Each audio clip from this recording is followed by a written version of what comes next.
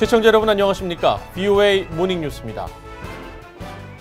미국은 북한과의 외교를 서두르지 않고 있으며 동맹국들과 함께 계속 북한에 압박을 가할 계획이라고 미국 국무부 고위관리가 밝혔습니다. 이 관리는 북한이 이른바 성탄 선물을 보내지 않은 데는 중국과 러시아의 역할이 있었음을 시사했습니다. 첫 소식 박형주 기자가 보도합니다. 미국 국무부는 22일 마이크 폼페오 국무장관의 지난주 샌프란시스코 방문 결과를 설명하는 브리핑에서 미국 정부의 최근 대북 기조를 밝혔습니다. 익명을 요구한 고위 관리는 대북 외교의 특징을 느리고 인내하며 꾸준한 외교로 규정하고 이런 계획을 고수할 것이며 이 방식이 작동하고 있다고 말했습니다. 또 압박이 지속되고 유엔 안보리 결의가 이행될 수 있도록 영내 동맹 또 파트너들과 계속 조율할 것이라고 강조했습니다. 북한을 향해선 싱가포르 미북 정상회담의 약속을 언급하며 대화에 나설 것을 거듭 촉구했습니다. 북한이 계속 대화하는 것의 중요성을 이해해야 하며 대화 없이는 얻는 게 없다는 겁니다. 이 관리는 북한의 리선권 신임 외무상 임명과 관련해 외교 수장 교체와 무관하게 미북 정상 간 합의는 약속인 만큼 지켜지길 기대한다고 말했습니다. 그러면서 재무부의 최근 대북 독자 제재가 중국을 겨냥한 것임도 분명히 했습니다. 북한 노동자가 많이 있는 특정 국가가 행동하지 않아 제재 조치를 취한 것이라면서 중국을 직접 언급하진 않았는데 중국이냐라는 추가 질문이 나오자 그렇다고 답했습니다. 북한의 이른바 성탄 선물이 없었던 배경에 중국과 러시아의 외교가 작동했느냐는 질문에도 그렇다고 답하면서 싸우지 않고 이기는 것이 최선이라고 덧붙였습니다. 이 관리는 현재 진행 중인 미한 방위비 분담금 협상에서 한국의 양보가 필요하다는 입장을 밝혔습니다. 때로는 한국이 크게 한 걸음 물러나 미국이 제공한 모든 것들을 감사할 필요가 있다며 미한 관계도 마찬가지라고 강조했습니다. 그러면서 미 국무국방장관의 최근 언론 공동기고는 한국전쟁 이후 미국의 70년 주둔이 가져온 모든 것을 살펴보고 우리 모두의 그 가치를 다시 언급한 것이라고 설명했습니다. VOA 뉴스 박형주입니다. 북한이 신임 외무상의 리선권 전 조국평화통일위원회 위원장이 임명된 사실을 공식 확인했습니다. 조선중앙방송은 23일 설을 맞아 외무성이 북한 주재 외교단을 위해 연회를 마련했다면서 외무상 리선권 동지를 비롯한 외무성 당국자들이 참가했다고 전했습니다. 또 리 외무상이 노동당 중앙위원회 전원회의에서 자력갱생 등 김정은 위원장의 발언을 강조했다면서 북한 정부의 대외 정책적 입장을 설명했다고 말했습니다. 앞서 북한은 지난 11일 평양 주재 외국 대사관들의 외무상이 리용호에서 리선권으로 교체된 사실을 통보한 것으로 알려졌으며 북한 매체가 이를 공식 확인한 것은 이번이 처음입니다. 다음 주에 열리는 미국 하원 군사위원회의 한반도 관련 청문회에서 다수당인 민주당 측은 트럼프 행정부의 대북 정책의 문제를 집중 추궁한다는 방침입니다. 특히 북한의 도발 위협은 물론 미군의 대비 태세와 미한 방위비 분담 협상 현황에 대한 질문이 집중될 것으로 보입니다. 이조은 기자가 보도합니다. 오는 28일로 예정된 한반도 안보 현황 점검 청문회는 국방부의 존 루드 정책 담당 차관과 합동참모본부의 데이비드 엘빈 전략계획정책국장이 증인으로 출석합니다. 미 하원 군사위 민주당 대변인은 22일 VOA에 북한의 위협과 미군의 대비 태세, 미한 방위비 분담금 협상 현황을 집중적으로 다룰 것이라고 밝혔습니다. 복합적인 상황을 고려할 때 국방부와 합천 관계자로부터 북한과 동아시아 지역 미군 배치와 대비 태세, 영내 전략적 환경과 한반도 국가안보 과제에 관한 청문은 필수적이라는 설명입니다. 민주당 대변인은 그러면서 지난해 북한은 탄도미사일 실험을 재개하고 동시에 미북 핵 협상은 중단됐다는 점을 지적했습니다. 또 그러는 동안 영내 미국의 최대 동맹국들인 한국과 일본 관계는 갈수록 경색됐다고 우려했습니다. 지난해 말 미한 방위비 분담 협정이 만료되면서 트럼프 행정부는 이 문제를 분열을 초래하는 문제로 바꿨다고 비판했습니다. 애덤 스미스 군사위원장 등 민주당 측은 지난 1년간 한반도 안보와 관련해 제기해왔던 각종 우려를 종합적으로 제기하고 정부 당국자들로부터 직접 설명을 듣겠다는 겁니다.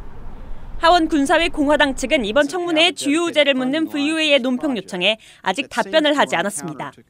이번 청문회는 최근 북한이 핵과 장거리 미사일 실험 재개 가능성을 내비치고 이에 대응해 미한일 3국 해군이 괌 인근에서 연합 대잠수함 훈련을 실시하고 미 공군과 해군 정찰기 등이 연일 한반도 상공을 정찰하는 가운데 열립니다. VOA 뉴스 이존입니다. 미국의 전문가들은 한국 정부의 호르무즈 해협 파병 결정이 미국과의 여러 사안들을 해결해보려는 한국의 의지가 어느 정도 반영된 결과로 해석했습니다. 그러나 한국 정부가 원하는 것을 얻어낼 것이라는 전망에는 대체적으로 회의적이었습니다. 함지하 기자가 취재했습니다. 켄 거스 미 해군 분석센터 국제관계국장은 22일 BOA에 호르무즈 파병은 미국이 오랜 기간 요청해온 것으로 한국이 이 비용을 지불한 것이라고 밝혔습니다. 그러나 한국 정부의 이런 노력에 비해 트럼프 행정부로부터 비핵화 협상과 관련해 큰 성과를 얻어내긴 어려울 것으로 내다봤습니다. 미국이 여전히 최대 압박 외에 다른 어떤 조치를 할 징후는 보이지 않고 있다는 겁니다. I've seen no indication from the United States that they're willing to do anything other than continue to exert maximum pressure in hopes that that will lead to the North Koreans making concessions on their nuclear program, which it will not. 크리스토퍼 힐 전 국무부 동아태 담당 차관보는 파병 결정과 북한 문제와의 연계성에 선을 그으면서도 남북 관계에 대한 더 많은 이해가 미국 내에 필요한 시점이며 한국과 더 대화할 준비를 하는 건 긍정적인 발전이 될 것이라고 말했습니다. I think there needs to be much more understanding in the U.S. on the issue of the North-South relations.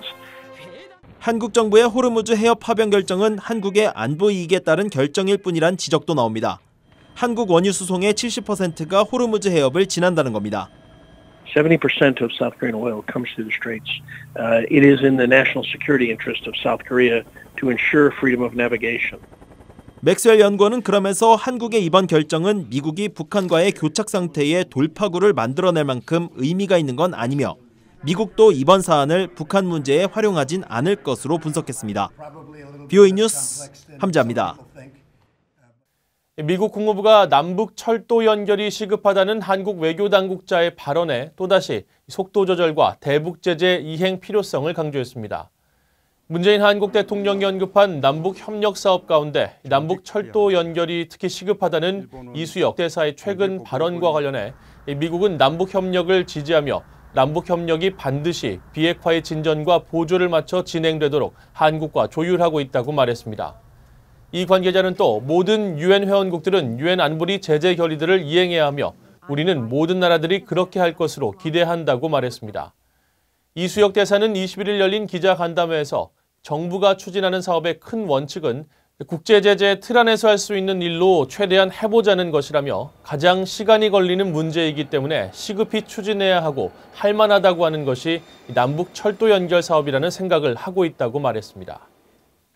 미국 국무부가 미한 방위비 분담금 협상에서 한 자릿수 인상률로 의견 접근을 했다는 일부 언론의 보도와 관련해 여전히 이견이 많다는 입장을 밝혔습니다. 모건 오테이거스 대변인은 22일 언론 논평을 통해 미국과 한국이 방위비 분담 특별협정 합의에 근접했다는 보도를 봤지만 사실은 서로 수용할 수 있는 합의에 도달하기 위해 의견 차이를 좁히려면 상당한 일이 남아있다고 말했습니다. 앞서 일부 한국 언론은 지난 14일과 15일 워싱턴에서 열린 6차 방위비 분담 협상에서 양측이 이견을 많이 좁혔다며 한 자릿수 인상률로 의견이 접근됐다고 보도했습니다. 워싱턴의 민간단체인 전략국제문제연구소 CSIS의 빅터차 한국 석좌가 올해 미국과 한국 사이의 갈등이 클 것이라고 전망했습니다. 백악관 국가안보회의 아시아국장을 지낸 차 석좌는 22일 2020년 아시아 전망을 주제로 한 CSIS 토론회에서 미한 간 방위비 분담금 협상과 전자권 전환 문제, 대북 정책을 둘러싼 미한 간 이견 등을 주요 변수로 꼽으며 이같이 전망했습니다. 또 마이클 그린 CSIS 선임 부소장은 예측하지 못한 변수로 주한미군 철수 가능성을 꼽으며 만약 현실화된다면 경제적 충격으로까지 이어지는 퍼펙트 스톰 상황이 올 수도 있다고 말했습니다. 수미테리 한국 담당 선임연구원은 미북 합의가 타결되고 방위비 분담금 협상이 결렬될 경우 주한미군 철수는 아니라지만 잠재적 축소 가능성이 있다고 전망했습니다. 이상으로 VOA 모닝뉴스를 마칩니다. 시청해주신 여러분 고맙습니다.